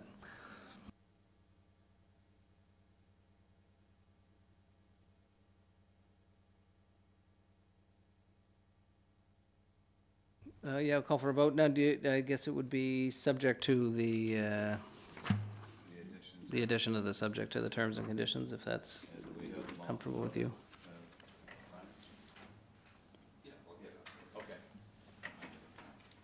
Good, Mr. Finance Chair? Yeah, so All I right. made the resolution. Yeah, I'll read it in. Yeah. Everyone's left now. We can fumble along as long as we're super pro when the public are all here. I just wanted to make sure they captured them so they'd be in there. Yeah, absolutely. Yeah, perfect. Okay, so resolution COS 25-032, moved by Councillor MacDougall, seconded by Councillor Morrison. It's on the floor. Any further comments, questions, statements from members of council? Hearing none, we'll call for a vote. All in favor, please indicate by saying aye. Aye. Any opposed? Resolution is carried. Thank you, council. We'll now move on to item 4B, which is resolution COS 25-033, 248 McEwen Road, restricted use. Councillor Adams, acting chair for planning board. Councillor? Thank you, Your Worship. Resolution COS 25-033. I need a mover and a seconder for this. Moved by Councillor Cameron, seconded by Councillor Trenholm. And whereas an application was received from Sean Elizabeth Moore for a restricted use for PID 319244 to allow a home care facility, 6 rooms at 248 McEwen Road in the Service Commercial C2 zone under the City of Summerside zoning bylaw. And whereas in accordance with Section 5.7 of the zoning bylaw, council shall consider the following general criteria as applicable: conformity with all requirements of this bylaw, conformity with the official plan, suitability of the site for the proposed development, compatibility of the proposed development with surrounding land uses, including existing and projected uses, any comments from residents or other interested persons, adequacy of existing water, sewer, road, storm, water, and electrical services, city parking and parklands for accommodating the development, and any projected infrastructure requirements, impacts from the development on pedestrian vehicular access and safety, and on public safety generally, compatibility of the development with environmental, scenic, and heritage resources, impacts on city finances and budgets, other matters as specified in this bylaw, other matters as considered relevant. Be it resolved, the council approved a restricted use for home care facility, 6 rooms at 248 McEwen Road, PID 319244, in the Service Commercial C2 zone under the City of Summerside zoning bylaw. This bears the recommendation of the Planning Board meeting of February 18, 2025. Thank you, Councillor. Resolution COS 25-033, moved by Councillor Cameron, seconded by Councillor Trenholm, is on the floor. Any further comments, questions, statements from members of council? Councillor Cameron, your light's on, but I think that's because you were just talking. Is that correct? Yep. Hearing none, we'll call for a vote. All in favor, please indicate by saying aye. Aye. Any opposed? Hearing none, the resolution is carried. We'll move on to item 4E, which is the additional, no, sorry, 4D, sorry. Take no offense in that, JP. Resolution, Councillor McColeman, Chair of Bylaws and Governance, acting CAO resolution. Okay. That's on the appointment? Yeah. I'm a little older, I have to stand. Resolution COS 25-035. It was moved by myself, Councillor McColeman, seconded by my co-councillor, Nick Cameron. And whereas Summerside City Council has received and accepted the resignation of Chief Administration Officer Gordon McFarland, which resignation is effective March 18th, 2025. And whereas Section 86(2), Section C of the Municipal Government Act and the City of Summerside Administration Bylaw, SS 29A1, states that Summerside City Council shall appoint an individual to the position of Chief Administrative Officer by resolution. And whereas upon the request of Council, the Director of Community Services and Deputy CAO, J.P. DesRosiers, has agreed to assume the full-time role of Chief Administrative Officer acting for a period of up to 6 months, be it resolved that commencing March 1st, 2025, Mr. J.P. DesRosiers be appointed as Chief Administrative Officer acting for the City of Summerside. Thank you, Councillor. Madam Chair. Resolution COS 25-035, moved by Councillor McColeman, seconded by Councillor Cameron, is on the floor. Questions, comments, statements from members of council? Hearing none, seeing no lights, I'll call for a vote. Councillor McColeman, sorry. You got me. No problem. If you don't mind, your worship and fellow councillors, I felt it was important that we point this out to our residents and public overall, is that Mayor and Council very carefully and fully discussed this upcoming senior management role as an upcoming senior management changes had come to our attention. Some of the things that on the timing and the concerns for this role that Mayor and Council really took into consideration was the fact that we were in the process of the 25-26 budget process. Timing to enter into a lengthy recruitment process was another factor. Shortly after the CAO role changes became apparent, City was then at that point facing power outages and becoming an interruptible customer with all hands on deck in senior management and council and mayor.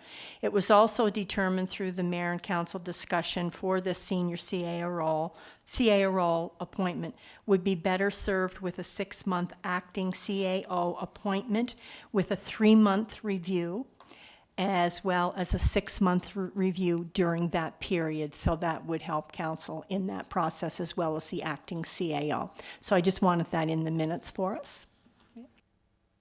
Thank you, Councillor. Excellent summary and comments. Further comments or questions, statements from members of council? Hearing none, I'll call for a vote. All in favor, please indicate by saying aye. Aye. Any opposed? Hearing none, the resolution is carried. With that, we move into our last item here on the evening, which is 4E, which was added during as an amendment, which is the resolution to cancel our March 17th, 2025 council meeting, as we have a number of absences. Do we have the physical resolution here, and do we have a councillor who is going to read it? Councillor Cameron. Councillor Cameron is going to read it in. Councillor Cameron, over to you. Thank you, Your Worship. Resolution COS 25-036, moved by myself, seconded by Councillor Trenholm. Be it resolved that as per procedural bylaws CS-2, section 6.3, the regular monthly meeting of March 17th, 2025 be cancelled. The next regular scheduled monthly meeting will be April 21st, 2025. Thank you, Councillor Cameron. Resolution COS 25-036, moved by Councillor Cameron, seconded by Councillor Trenholm, is on the floor. Comments, questions, statements from members of council? Hearing, seeing none, I'll call for a vote. All in favor, please indicate by saying aye. Aye. Any opposed? Hearing none, the resolution is carried. The meeting, next meeting will be at the date that Councillor Cameron said it would be at. With that, we're almost done, Council. We will move into a brief in-camera discussion to close out our final few minutes of budget, and then we will adjourn internally, but we'll adjourn from the public.